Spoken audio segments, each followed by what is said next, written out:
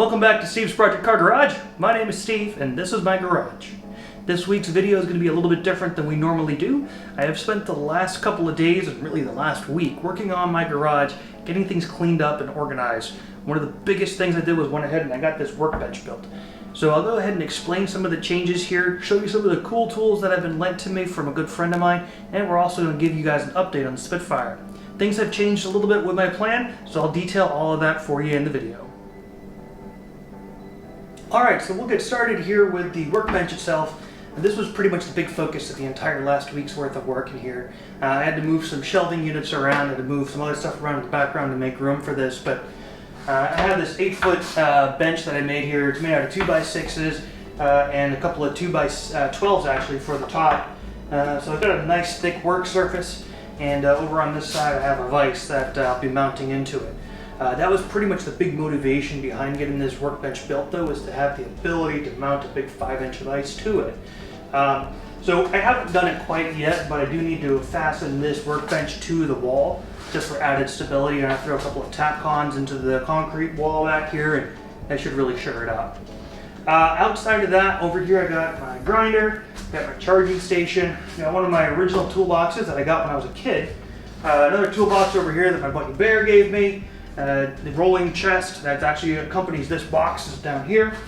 Got a generator, power pressure washer, and my compressor. So this is really kind of become like the home base of all my equipment, which is fantastic, which is something that I really needed, because previously I had one rolling toolbox over there and a little one over here, and I was going back and forth between toolboxes constantly looking for different tools. So this is a lot more organized, and it's definitely going to make this project so much easier. Alright, next up we have some tools that were lent to me by my good friend Chris. He's been helping me out with this like crazy. Honestly, he's been like a mentor to me for years. So thank you, Chris, very much for lending me these tools. He has lent me his welder. This welder is actually almost 30 years old, but this is a Lincoln Electric Weld Pack 100. Unfortunately, they don't even make these anymore. I think the smallest one you can get is like a 140. But this is a great MIG welder. Has a big tank for some gas, welding gas, and pretty much has everything I need. So again, thank you, Chris. This is going to make doing this body work so much easier. Next up on the awesome tools that Chris lent me is this engine hoist. This thing is fantastic. It's got like a 2.5 ton rating, and you can definitely lift the entire Spitfire with this thing by itself if you ever wanted to.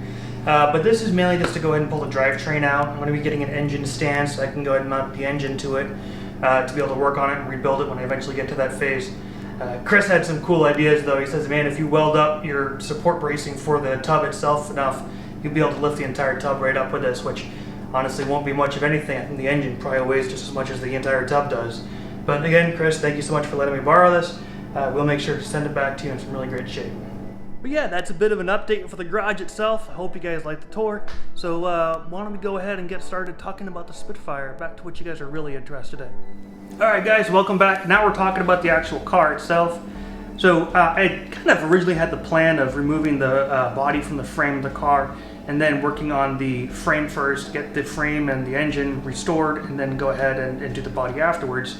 But I had gone ahead and talked with Chris from Roundtail Restorations, and he had gone through this process just a few years prior, and he said that if he was going to do it again, he would definitely recommend making sure that the floors, the inner sill, the strengthening sill, and the outer sill are all sound before going ahead and removing the frame and the body. Big reason behind that is the way that this car is built.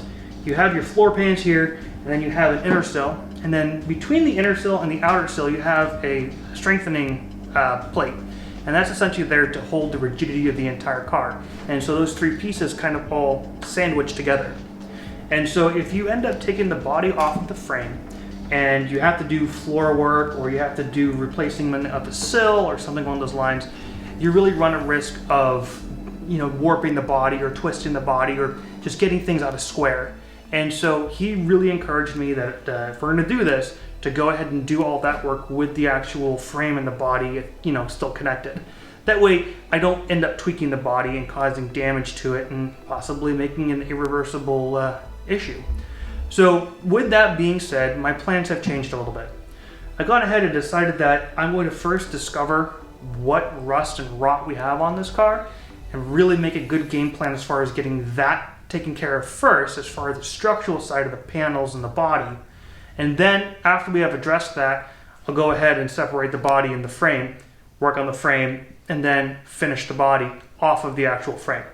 So that's going to be kind of the method that we're going to go for from this point forward. I was really hoping to separate the two, but I think that this is honestly going to be the best approach.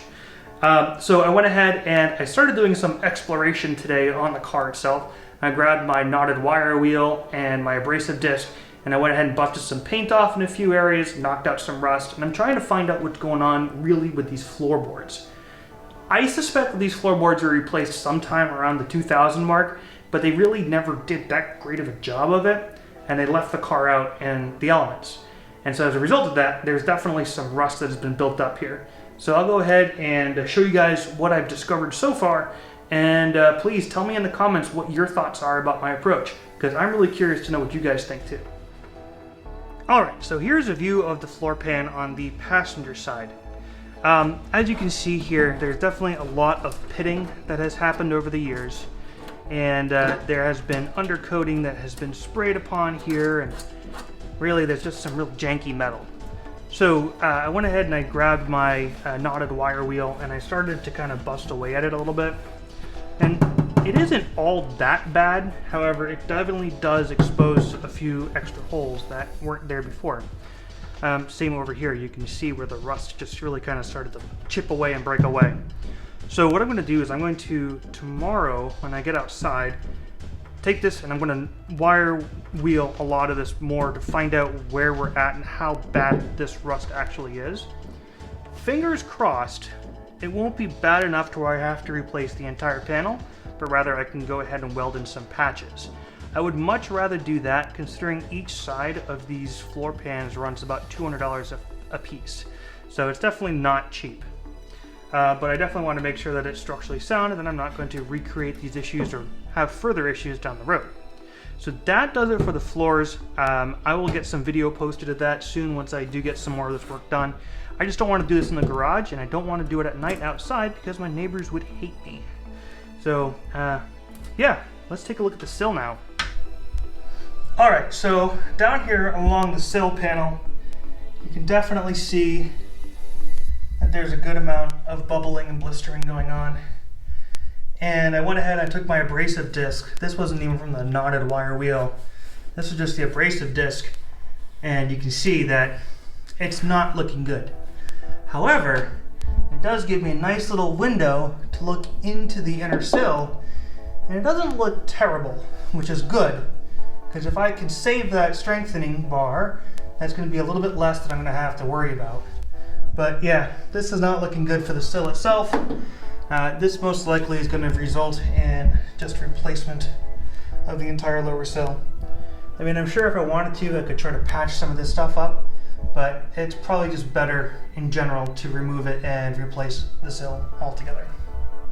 Alright, well there you have it folks. That's my video update for today. I appreciate you guys tuning in and checking it out. I know sometimes that plans do change, and this is my first time ever doing a car restoration, so I'm sure it's going to happen a lot.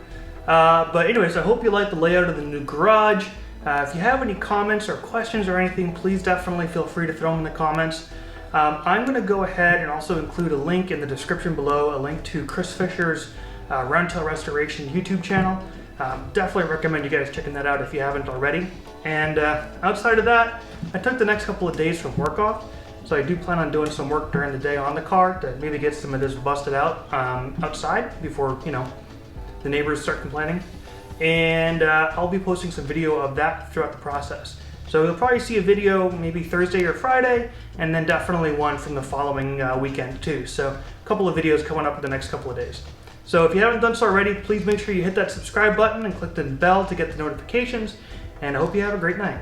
Cheers.